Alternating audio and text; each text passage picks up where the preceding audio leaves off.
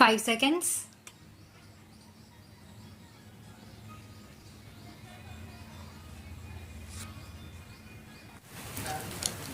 Now, sir, honorable members will recall that the bill was introduced in the House of the People on the 2nd September 2003.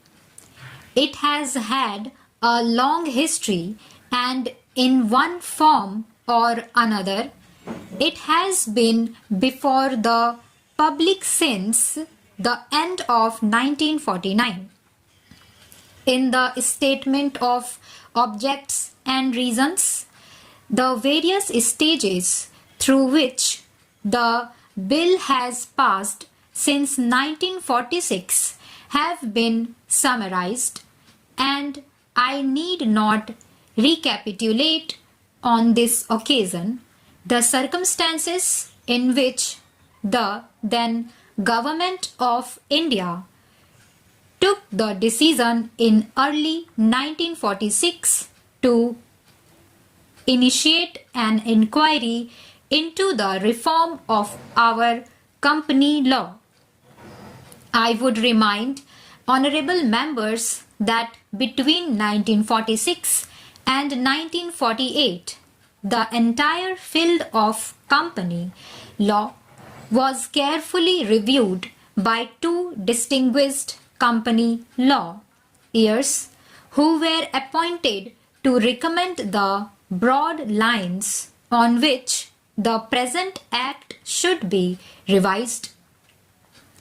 Their recommendations were examined in the then Ministry of Commerce, and certain tentative departmental views which emerged were circulated in a comprehensive memorandum to all recognized trade and industrial associations, bar associations, the high courts, and the state governments that brought us to the end of 1949.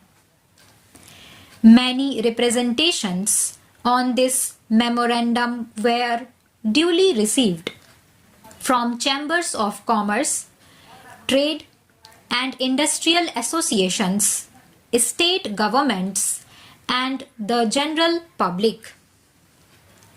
At the end of 2000, the Government of India appointed a committee under the chairmanship of Sri Bhabha to go into the entire question of the revision of the Companies Act with particular reference to its bearing on the development of trade and industry in this country.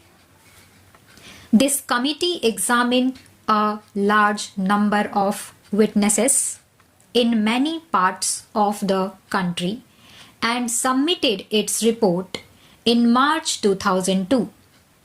This report again was circulated to all state governments, chambers of commerce, trade associations, high courts, and many other bodies.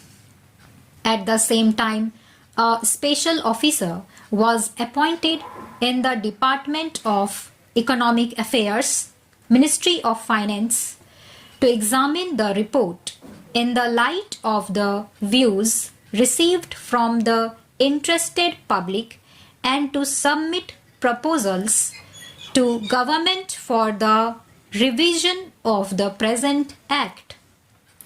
The bill now before the House is based largely on the recommendations of the Company Law Committee, modified in a few particulars.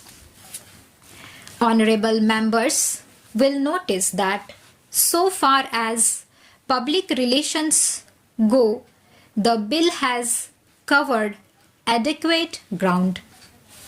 In a measure like the Companies Bill, however, which covers the entire field of the operation of joint stock companies, the limits of consultation and discussion can never be exhausted, and I would like to inform honorable members that although the bill was introduced in Parliament over 7 months ago, our officers have been engaged throughout this period in further studies and informal discussions with the interests concerned, and on occasions I have also participated in such discussions.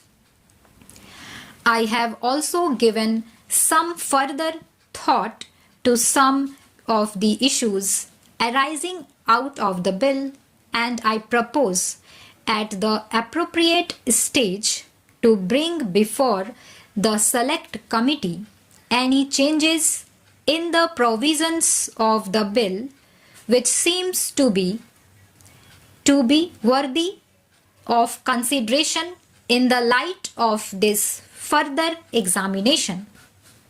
Now, honorable members would have noticed that the bill contains 6 clauses and 12 schedules.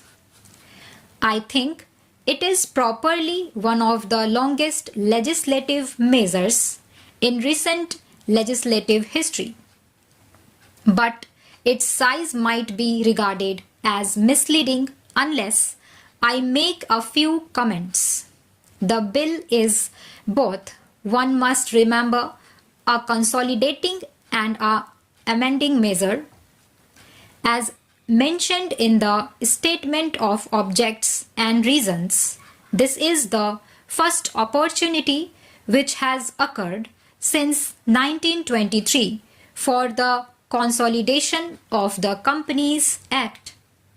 Advantage has been taken of this opportunity to redraft several long and complicated sections in the present Act, which have been split up into a large number of clauses. This is the largest single factor accountable for the increase in the number of clauses in the bill. New clauses embodying substantial changes in the present law would hardly constitute more than a small fraction of the bill. I would also draw attention to the structural changes in the bill to which a reference has been made in the Statement of Objects and Reasons.